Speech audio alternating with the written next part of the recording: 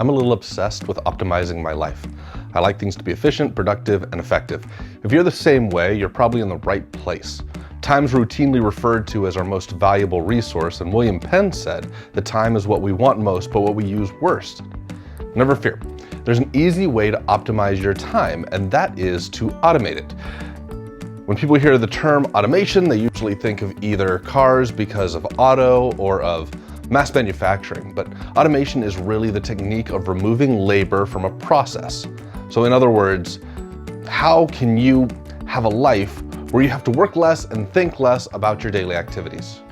I'm not suggesting that you live your life on autopilot. Having to work less and think less is only good if it's implemented in areas of your life that meet two criteria. First, they need to be things that have to be done. And second, they should be things that you don't find enjoyment in doing or thinking about. Where those two circles overlap is where it's best to automate.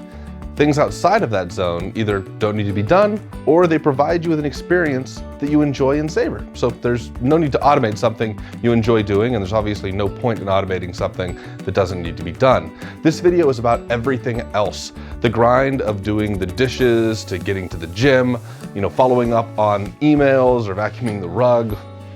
In this video, I'm going to share with you 5 of the very best ways to automate your life.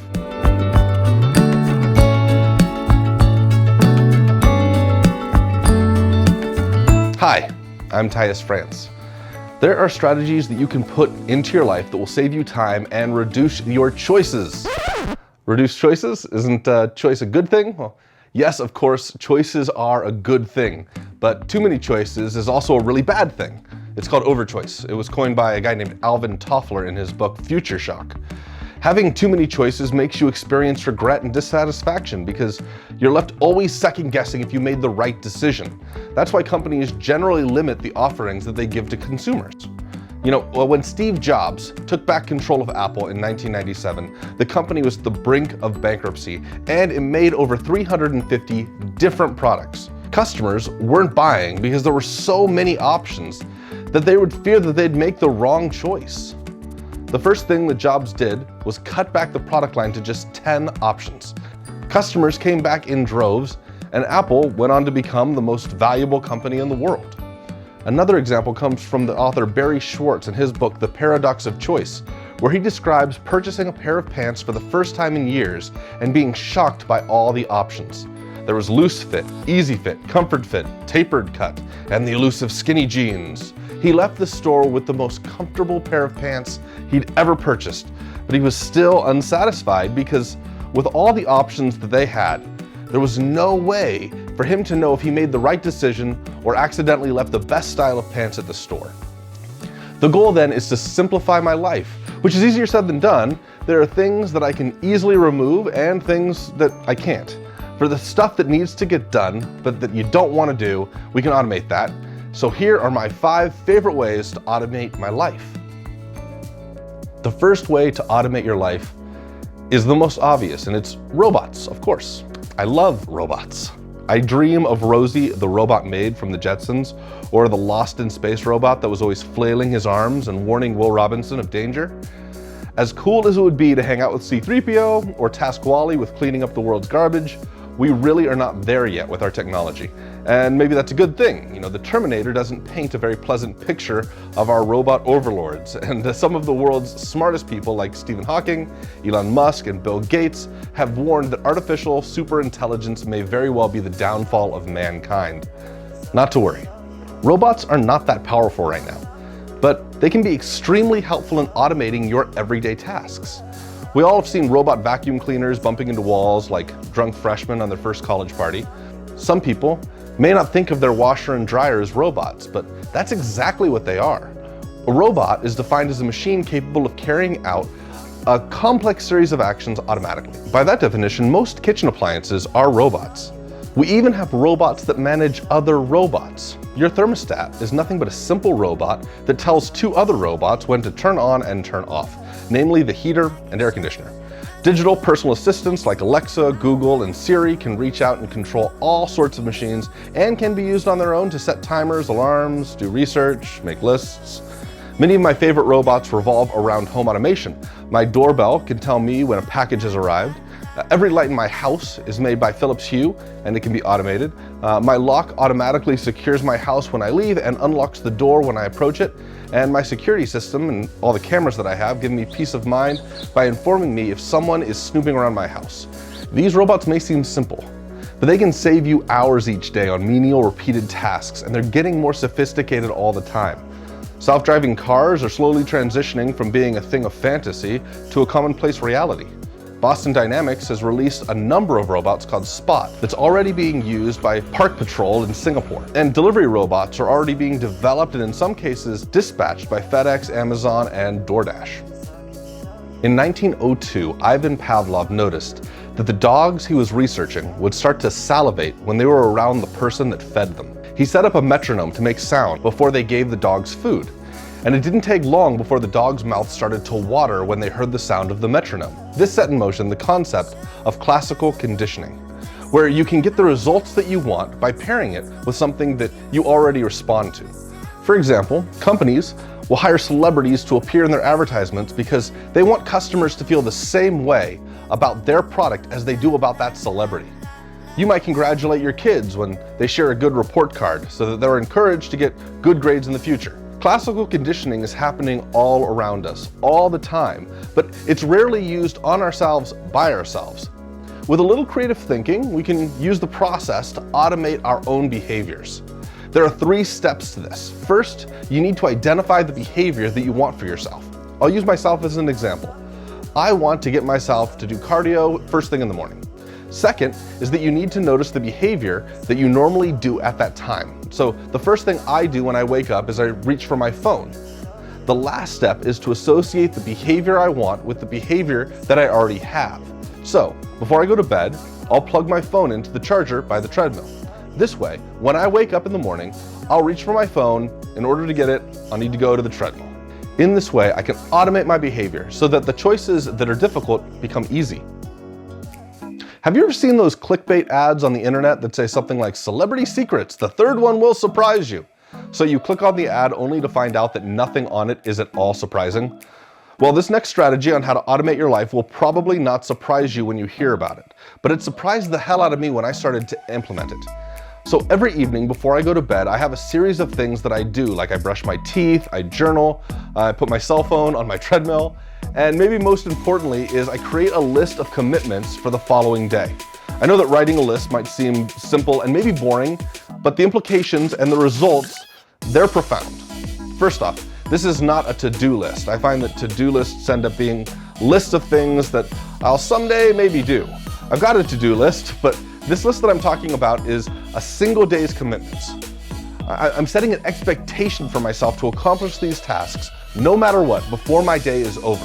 If I don't finish the list, then I don't sleep until I do. I've done this practice for a while and the impact that it's had on me is amazing.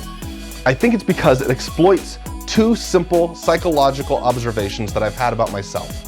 First, I notice that I'm willing to do a lot more for someone else than I'm willing to do for myself. When I think about my past self as the person that I'm working for, I find that I'm much more willing to get the job done. I may not like the work that I've got to do, but my duty is to finish it. The second psychological observation that it exploits is how much easier it is for me to identify the right thing to do in times when I'm unable to do it. I always think about cleaning my house when I'm away from my home, or going to work when I don't have the time to do it. By planning my following day the night before, it's clearer to me what the most valuable tasks would be on the following day.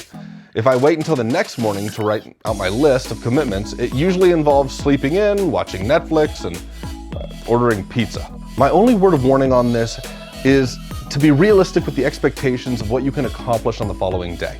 Nothing is more discouraging than failure. So it's better to give yourself extra time and make the tasks easier, especially when starting out. If you commit to going for like an 80-mile jog on the following day, you're likely going to fail, and that could destroy the entire plan. You'll also want to plan your time around whatever you might already have on your calendar. The way I look at this is that for the day, I'm a soldier who is on autopilot carrying out the orders of my past self so that I can enjoy the outcomes that my future self would like to experience. I don't have to make any choices for what to do next because they've already been automated the night before. In 1906, an Italian engineer named Vilfredo Pareto. You could not get more Italian than that, even though I'm pretty sure he was born in France.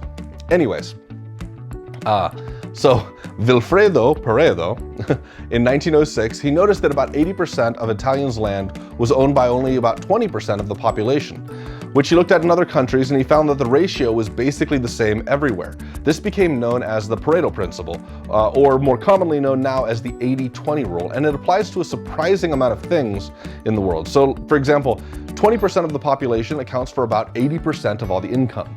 20% of workplace hazards are the cause of 80% of the workplace injuries. 20% of criminals commit about 80% of the crimes. In computer programming, 20% of the code has 80% of the bugs, and in sports, 20% of the exercise and habits have 80% of the impact on the athlete's performance. So that's cool and interesting, but how does that help with automating your life? And the answer comes with identifying what is the most worthwhile thing in doing versus what is a waste of your time and energy. You can automate your choices by asking yourself the question with the 80-20 rule as your filter. What 20% of the food do I eat that has 80% of the calories? Junk food and soda is best to get rid of. What 20% of my investments are producing 80% of my returns? Maybe real estate? I'll focus there. In the morning, what 20% of my choices are taking up 80% of my time? For me, it was deciding what to wear. That's why I wear the same style of shirt and pants every day. The same strategy is used by Barack Obama, Steve Jobs, and Mark Zuckerberg. Does that make me a genius? I think so. The Pareto Principle, or the 80-20 rule, lets me reduce the amount of choices that I need to make in order to automate the solutions that I want to have. In other words, I'm removing the choices that don't provide the value to my life. If you've made it this far into the video, you probably like what you're watching, so do me a favor, hit the subscribe button, press the bell next to it because apparently that helps, and share this video with an awesome person who would like it. Okay, so let's recap. We've removed the least valuable choices, found a strategy for planning ahead, got a technique for automating decisions, and we have robots handling all of the rest of the work. It sounds like I've got this automation thing all figured out, but what about the stuff that doesn't fall within those categories? What if a robot can't do the job? And what if I need a fifth item to round out my list of ways to automate my life? Never fear. The last and laziest option is still ahead, and it is delegation. This is simply getting someone else to do the work for you. This may sound great, but there's a few very common objections that come up, and primarily that concern is going to be the cost of paying somebody to do the work that you don't want to do.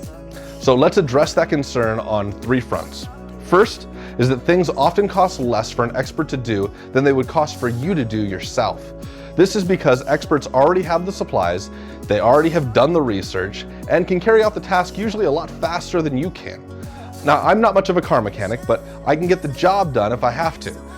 I may need to research how to get it done, buy the necessary tools, and fumble my way through it, but when I account for my time, it's just cheaper to hire a professional. The second reason that prices are better is because the world is getting smaller.